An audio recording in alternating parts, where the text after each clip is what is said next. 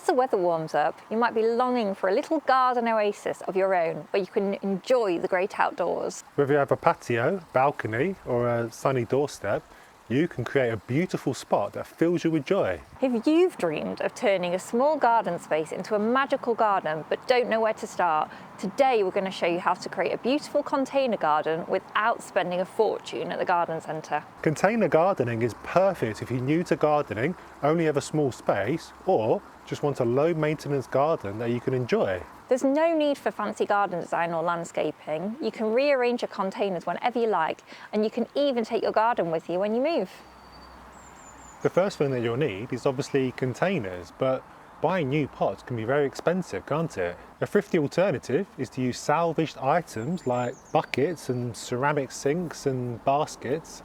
The important thing is that they have drainage. If it doesn't already, then you can drill or poke holes in the bottom so that excess water doesn't sit and rot the roots. So I'd really encourage you to visit salvage yards or look on second-hand selling sites to pick up a range of pots that are really cheap. If you would like to buy some pots, we recommend using a mixture of glazed ceramic pots and plastic pots. We prefer using glazed ceramic pots to terracotta pots as they are more resilient to cold weather. As you can see, we've had some terracotta pots that have fallen apart after freezing and defrosting multiple times during the winter. So we've decided to stop using them and buy glazed ceramic pots instead. They may be a little bit more expensive, but they won't need replacing every year. Plastic pots are great because they're cheap and they're light, so they're easy to move around without breaking your back. You can move things in and out of the greenhouse to protect your plants from an unexpected frost, and you can also arrange your pots so that you can't see the plastic ones at the back. So you now have your pots, you now need your potting mix, but what's the right potting mix to use in containers? Now you definitely don't want to use soil from the ground in your garden, as it's usually much too dense and won't drain well in pots. We use a compost and perlite potting mix. So compost provides nutrients and moisture, while perlite improves drainage and aeration for healthy root growth. So our mix is approximately 80% compost to about 20% perlite. One of the first things you need to think about when choosing plants for containers is how much sunlight your plants will get. There really is no point in planting something that needs full sun, like lavender, in a spot that only gets sun for part of the day. It just isn't going to be happy. Our patio only gets sun in the late afternoon and evening, so we'll choose plants that prefer partial shade. To get the most bang for your buck, we recommend a combination of shrubs and some long flowering hardy perennials, as these can tolerate cold temperatures, and unlike annuals or biennials, they will regrow each spring and save you a few pennies in the process. So all the plants we've chosen today are suitable for partial shade. At the front here we've got this Heuchera. These come in loads of different colours, so you've got loads of different varieties to choose from, and they're evergreen, so you'll get year-round colour. I've also gone for this Astrebe, and I like these because they've got the nice height, so they'll add some interest to your displays. At the front here, I'm not sure how this is pronounced, but it's, I think, Aegeum, and I saw this at the garden centre and I just thought these little rosy petals were really pretty, and it kind of brought together all the colour scheme. Over here we've got a hydrangea. I could fill a garden with hydrangeas quite happily, I absolutely love them. I went for these ones because I like these pale green colour with the pink tips, thought those were really pretty. We both really like hostas. We had quite a lot of hostas in our old garden, so we knew we wanted to put them in the new garden. I'm going to try them in pots. I think previously we had them in the ground, hoping that the slugs will stay away from them because they are notorious for being popular with slugs. And then finally, I've got this Berberis, and again, I just thought the leaves were pretty. It would kind of go well with the rest of the colour scheme. It's nice to have some shrubs because they're a little bit cheaper. It's really worth including some gorgeous leafy plants with a range of different colours because they'll add texture and contrast and visual interest even when flowers aren't blooming. Plants like hostas, Heucheras and ferns are perfect for this. Other than that, it's really up to you. Depending on your budget and what you love, almost anything can be grown in a container. We've even got 2 apple trees growing in large ceramic pots.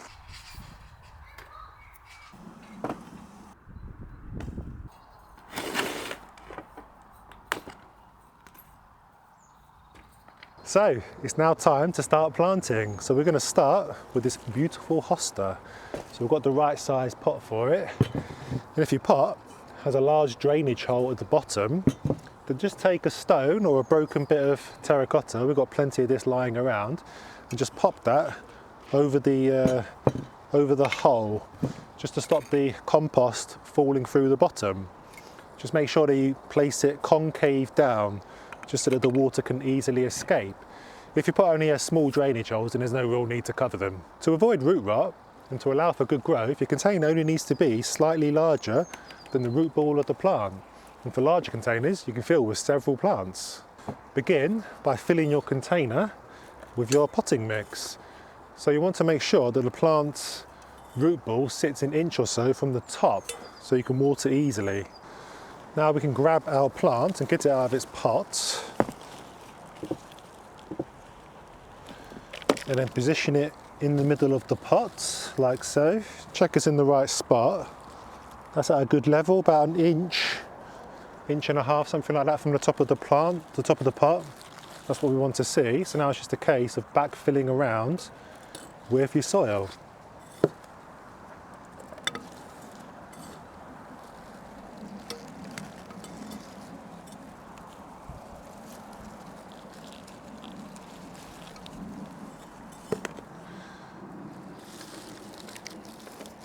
It's a good idea just to press the soil around the plant so it's nicely compacted in there, but you try not to bury the plant in the soil too much. It's always a good idea to not get too much soil all over your table if you can avoid it. So I've done my best to not bury the plant too much and the leaves, so the soil line of the old plant just needs to be where it was before. Okay, so now that Mr. Hoster is in his pot nice and snug, we now need to grab some fertiliser. So contain the plants quickly use up the nutrients, so they will benefit from some feeding to keep them growing well. And the type of fertiliser you use is up to you, but we like to use blood, fish and bone, which is a good all-purpose fertiliser that the plants will love. So we're just going to put about a handful of fertiliser in and around the plant on the soil line.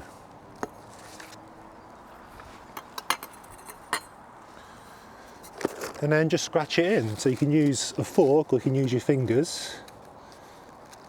If you were a bit more organised, then you could have added the fertiliser to the soil before this point, but it is just fine to scratch it in like this. So we now need to give this bad boy a good drink. So rainwater is best if you can kind of harvest it, but tap water is fine as well. So we're just going to give it a good drink all around the soil. So this will settle the plant around the soil in the new pot, get rid of the air gaps, and it will also water in the fertiliser that we just added. And there he is, looking pretty good in his pot, isn't he? So now we just need to do 8 more.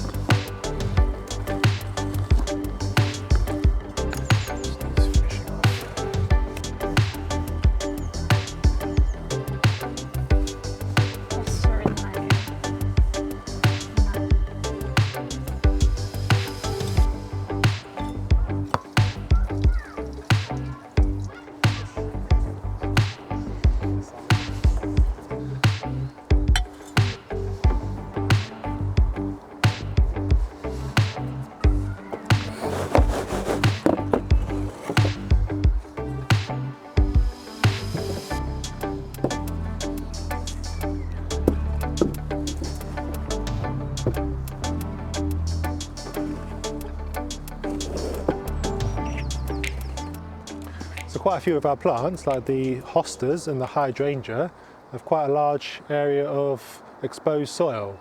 So to remedy that, you can use a layer of mulch. So you can use compost or bark chippings, what I'm going to use here, to put a layer of mulch around this hydrangea, for example. So what's this going to do, it's going to cover the top of the soil. That's going to help it retain moisture during hot weather. It's going to suppress weeds, and it's going to give it that finished look. When you are adding mulch, just try not to have it too close to the crown of the plant, because that will have a tendency to rot the crown. You don't want that.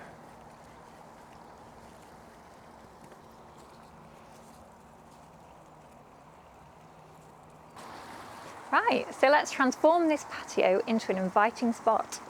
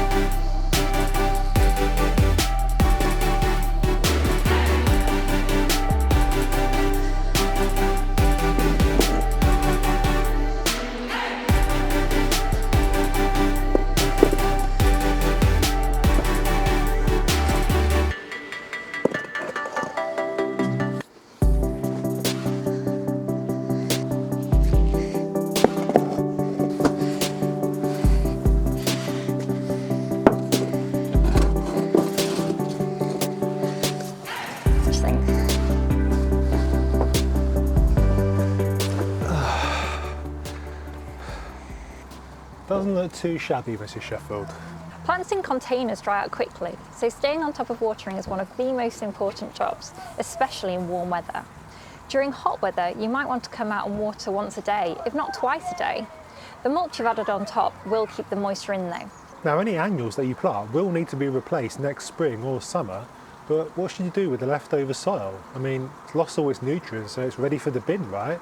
Well, actually no, because you can easily transform your old potting soil into a mix that your plants will love. And we show you exactly how to do this in the video up here. So click to watch and we'll see you there.